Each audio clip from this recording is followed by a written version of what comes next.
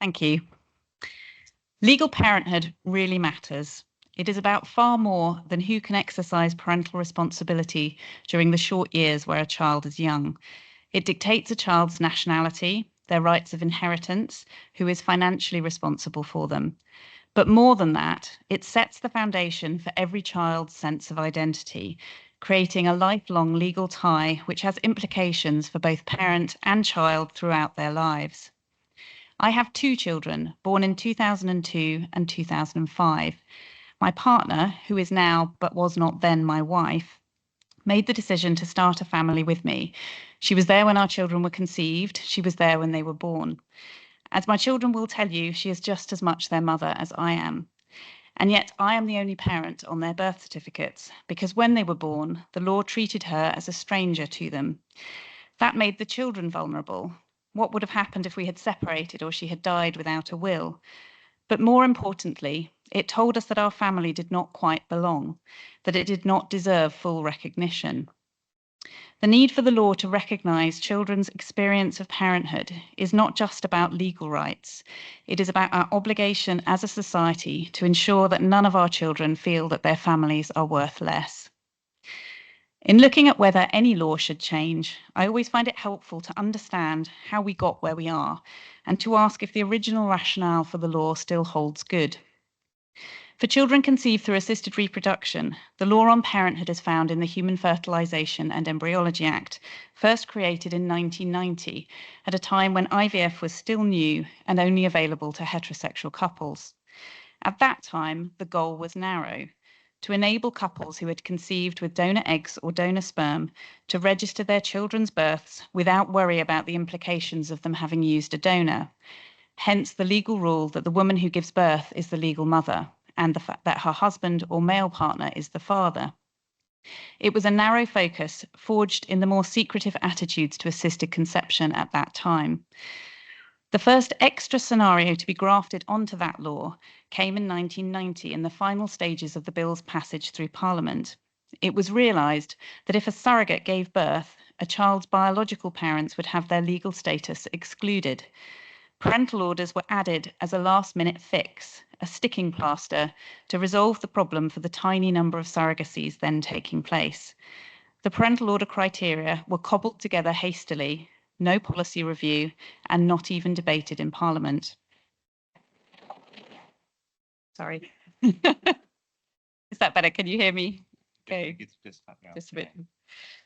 Then in 2008 came a wider review of the Act. The government had enacted civil partnership 4 years before and wanted to equalise the law for same-sex couples. But instead of considering the question of parenthood broadly, they just duplicated the existing legislation, copying and pasting the sections on parenthood and substituting woman for man and second legal parent for father. Prescribing separate rules for each family situation made the law long and complex. Do you know there are 17 different ways to create or exclude parenthood in the Act? And it created oddly prescriptive parental titles.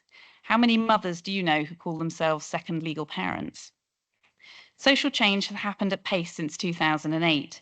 As well as same-sex marriage, we have seen a sharp rise in the numbers of children born through surrogacy, more openness and acceptance of third-party reproduction, and more fluid family structures. The modern UK is a rich diversity of family types, and that is to be celebrated. But the law on parenthood has lagged behind. So where is it not working?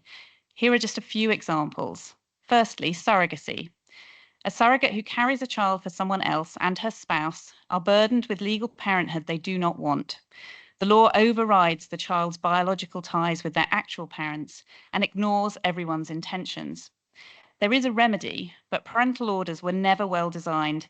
They leave children in legal limbo for 6 to 12 months after their births, and the judiciary has needed to use enormous creativity to make them work.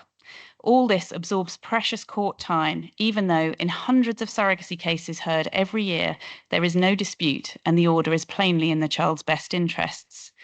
The Law Commission has astonishingly recommended only minor changes to the existing law, particularly for the majority of children now born through international surrogacy. We need a much braver rethink. Secondly, sperm donation. A desire to create certainty for unmarried couples conceiving through sperm donation made the law so prescriptive in respect of what documents need to be completed before conception that simple administrative errors can jeopardize parents' legal parenthood. As with surrogacy, we have seen hundreds of cases in which family division judges have had to resolve complex legal parenthood issues, even where there is no dispute about what was intended and no question about welfare, simply because a nurse did not give the parents the right form to sign on the right day. Thirdly, transgender parents. The current law, with no specific provision for transgender parents conceiving children, produces bizarre outcomes. Transgender men are in some cases recorded on birth certificates as mothers and in others as fathers. A simple application for a school place, which requires production of a child's birth certificate, has become an outing event for some families, forcing the disclosure of the parent's gender history. And finally, multi-parent families. More children are being born with more than two parents, sometimes where female couples team up with a known father or a male same-sex couple in a co-parenting arrangement, sometimes where parents are in a polyamorous relationship. In every such family, one or more of the child's parents will have no legal connection with them. So what is the answer? We need to stop trying to make the law cater for each specific situation and instead take a wider approach. For children conceived through the intentional act of assisted reproduction, intention should be the principle on which legal parenthood is founded. The law could say, quite simply, that where a child is conceived through assisted conception, his or her legal mother, father, or parent is whoever, at the date of the artificial insemination or embryo transfer, intends to be that child's legal mother, father, or parent. There would be no lack of certainty, with parenthood fixed at the date of conception, as reflected in clinic paperwork or other written agreements.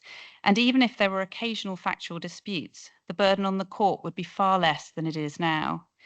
But more importantly, it would be inclusive, reflecting the full diversity of modern families and children's lived realities, enabling appropriate parental titles and ensuring that no child is made to feel that their family is worth less. Thank you. Thank you very much. Very well timed as well. Now, Dr. Daphne Lima for the team against the motion.